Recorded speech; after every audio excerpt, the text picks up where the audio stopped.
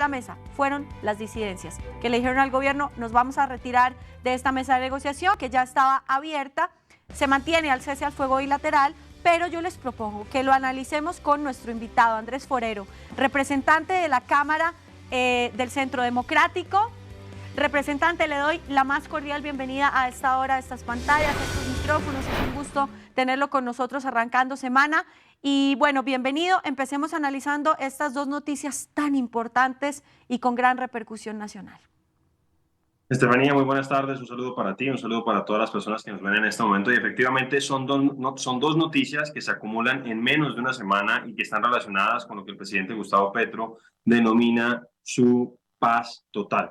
Y la verdad es que lo que sentimos es que son dos golpes muy fuertes, dos golpes en las dos mesas de negociación. Supuestamente la mesa de negociación con el ELN era la más avanzada, la que supuestamente tenía mayores logros, y vemos que hay un retroceso significativo después del secuestro del papá de Lucho Díaz. Y el secuestro del papá de Luis Díaz, ese gran futbolista colombiano, ha puesto de presente que el ELN ha seguido secuestrando, que de hecho en su momento, cuando se llegó al cese bilateral, lo anunciamos y lo advertimos, distintas voces en el Congreso de Colombia, que nos parecía un despropósito que el gobierno se comprometiera a cesar las operaciones militares contra esa guerrilla y no le exigiera al mismo tiempo acabar con esa práctica atroz que es el secuestro. Y por otro lado, pues algo que realmente es desconcertante, como lo señalaban ustedes, y es que no es el gobierno nacional el que se levanta de la mesa de negociación, sino que son las disidencias de las FARC. Lo que vemos es que esa política de paz total, que evidencia improvisación, falta de planeación, está fracasando, y algunas voces desde el Congreso estamos pidiendo la salida del alto comisionado para la paz,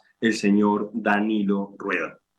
Se dio a conocer en los últimos minutos a través de la cuenta de la red social X, que es por donde llega toda la información, que el gobierno había anunciado que iba a retirar algunos efectivos de las fuerzas militares de esa zona. ¿Eso no es entregarle un poco el control del territorio al ELN? Un poco, pues igual. Dos cosas. Una, que está relacionada con el ELN y la liberación del papá de Luis Díaz, y a veces en el marco de ese tipo de operaciones se suelen pedir eso, y esperamos que sea solamente algo que esté relacionado con esa liberación y que no sea una cesión permanente de territorio nacional a la guerrilla del ELN.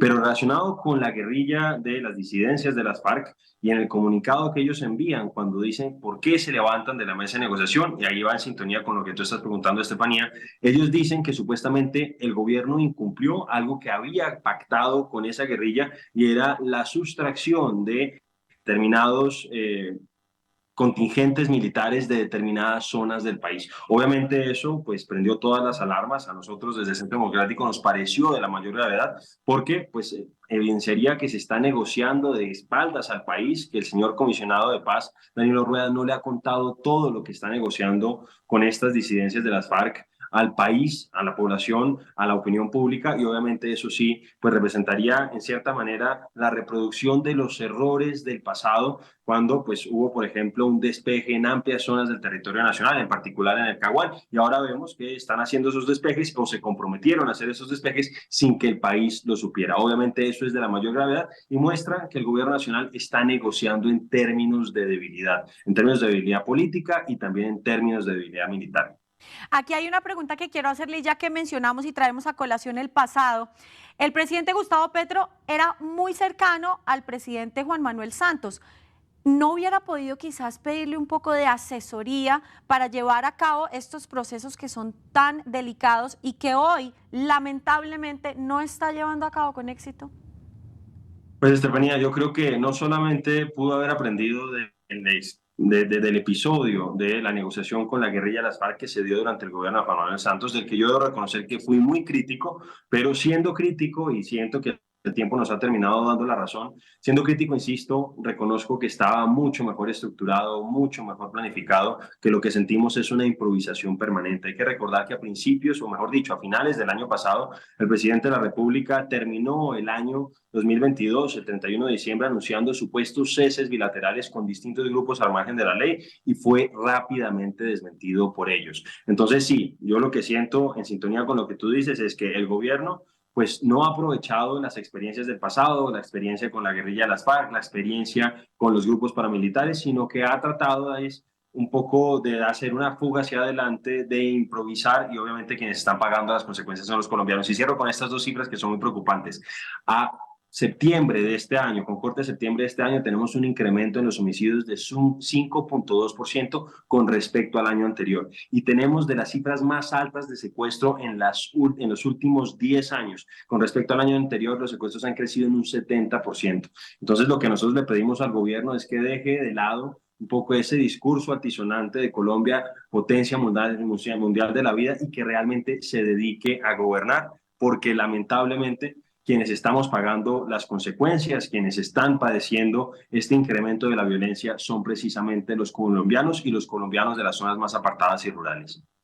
Representante, hay otra arista de la noticia y es que ustedes están pidiendo que renuncie el alto comisionado para la paz, el señor Danilo Rueda. Esto al margen de todo lo que está pasando, pero ¿será que una futura renuncia, primero, si se diera, un reemplazo de esta figura podría moldear y transformar lo que está siendo este proceso de paz?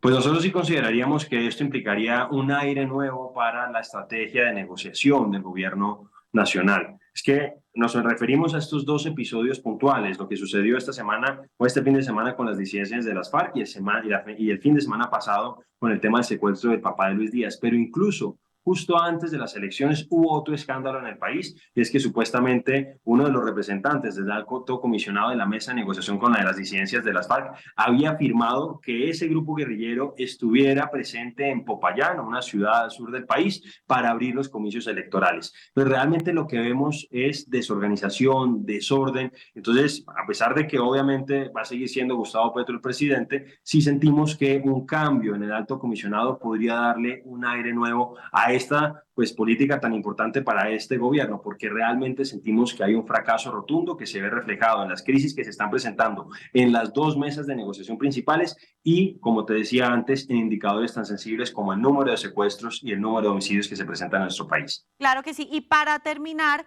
este fin de semana hubo otra noticia también de repercusión nacional y fue la carta que le escribió María Jimena Duzán al presidente, en donde dice que si llega a tener una adicción, por favor la revele porque el país necesita saberlo. ¿Usted cree que al presidente se le desbocó el caballo?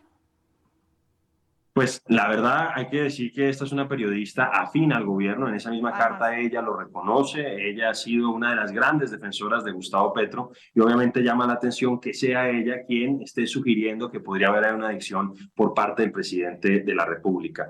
Yo no me atrevo a hacer un señalamiento de esa naturaleza. En cualquier caso, lo que sí hay que decir es que la situación, la condición de salud del presidente, no solamente de Gustavo Petro, sino de cualquier presidente de Colombia, de cualquier presidente en el mundo, pues obviamente es un asunto de interés público y hubiéramos querido una respuesta clara y contundente y no básicamente pues una respuesta a través de X que en cierta manera era pues un poco folclórica y que no respondía a lo que estaba preguntando la periodista, y es cuál es la razón última de esas continuas inasistencias, esas continuas impuntualidades del presidente que ya están sumando prácticamente 100, donde ha dejado pues a miembros de otros gobiernos plantados, a comunidades, a empresarios, etcétera, etcétera, y todavía no se sabe a ciencia cierta qué es lo que ocurre con el presidente.